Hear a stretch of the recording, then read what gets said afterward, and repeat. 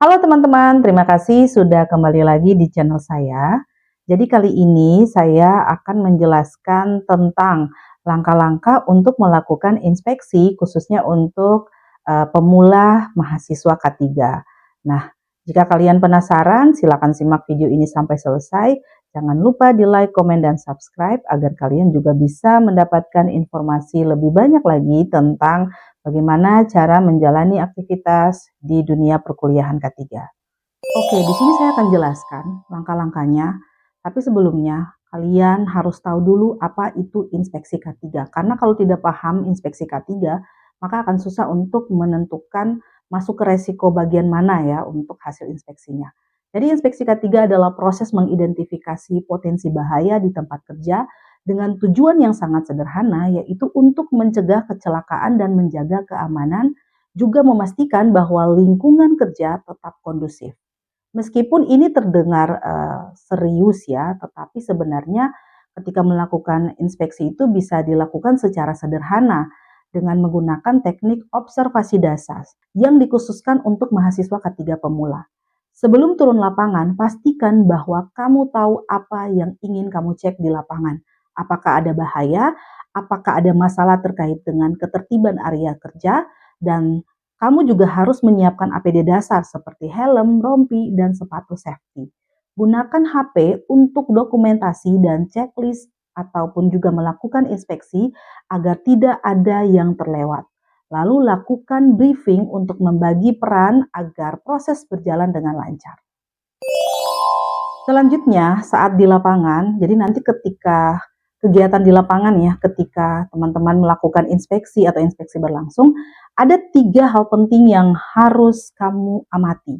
Yang pertama adalah unsafe condition, yaitu kondisi berbahaya yang biasanya contohnya seperti kabel berserakan atau ruangan yang kotor atau ada tangga yang rusak. Dan kedua, unsafe act, yaitu perilaku berbahaya seperti pekerjaan tidak memakai APD. Dan yang ketiga adalah peluang perbaikan.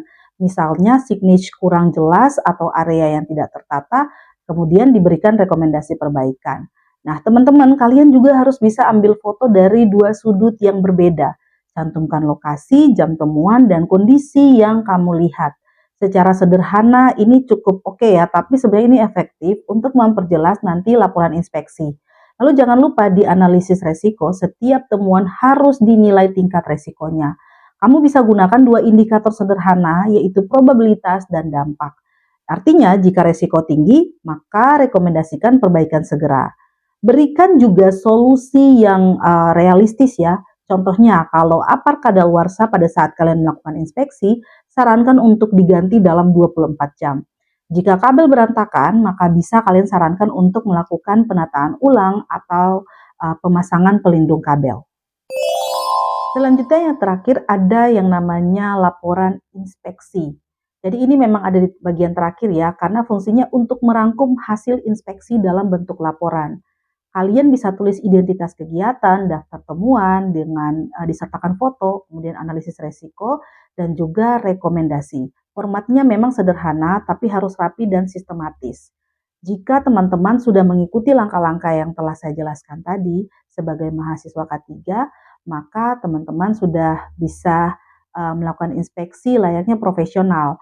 Ketika nanti turun ke lapangan untuk melakukan kegiatan magang ataupun praktik lapangan, misalnya contoh ditugaskan dari kampus untuk melakukan inspeksi pada area-area yang sederhana seperti sekolah ataupun lingkungan di sekitar kampus, teman-teman bisa berlatih dengan melakukan inspeksi sederhana tersebut.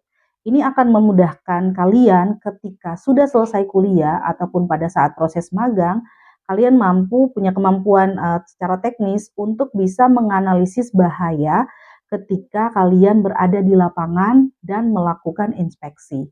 Terima kasih sudah menonton video ini dengan harapan bahwa informasi yang saya sampaikan bermanfaat dan bisa mengedukasi teman-teman mahasiswa K3 yang belum memahami bagaimana cara melakukan inspeksi dengan baik dan benar. Sampai jumpa di video berikutnya.